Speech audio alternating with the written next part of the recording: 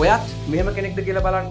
ගොඩක් දෙමාපියෝ දරුවව ඉගෙන ගන්න උනන්දු කරනවා කියලා හිතාගෙන කරන්නේ දරුවව තවත් මානසිකව පහළට ඇදලා දාන එක. කොච්චර කිව්වත් හැදෙන්නේ නැහැ. කොහොම කරලා නම් විභාගේ පාස් වෙන්න බෑ. මොනවද ඔයාට පුළුවන් වගේ දේවල් නම් ඔයා නිතරම දරුවට කියන්නේ මතක තියාගන්න. එහෙම කරලා කවදාවත් ඔයාට ඔයාගේ දරුවව අධ්‍යාපනයේ සාර්ථකත්වයට අරගෙන යන්න ලැබෙන්නේ නැහැ. මේ ඍණාත්මක වචන වෙනුවට දරුවට යම්කිසි දෙයක් කරාට පස්සේ ලැබෙන වාසිදායක දේවල් පෙන්වලා දීලා ඒ තුලින් දරුවට අභිප්‍රේරණය ලබා දෙන්න පුළුවන්. වයසින් වැඩි දරුවෙක් නම් ඉගෙන ගත්තට පස්සේ ඔහුට ලැබෙන ප්‍රතිලාභ. එහෙමත් නැත්නම් ඉගෙන ගත්ත මිනිස්සු සාර්ථක වෙලා ඉන්න තැන ගැන ඔබට උදාහරණ පෙන්වා දෙන්න පුළුවන්. කුඩා දරුවෙක් නම් කෙටි කාලීන ජයග්‍රහණ පෙන්වා දීම තමයි වඩාත්ම සුදුසු වෙන්නේ. ඒ කියන්නේ පුතා මේක කරලා ඉවරලා මේ පාඩම් කරලා ඉවරලා කාටුන් එකක් බලන්න.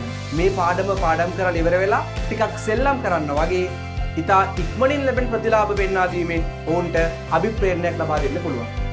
ආදරණීය මවක් පියෙක් විදිහට ඔබේ වචන ඔබේ දරුවාව ශක්තිමත් කිරීමට මිසක කිසිවිටකත් ඔහුව මානසිකව බිඳ දැමීමට භාවිතා නොකරන්න.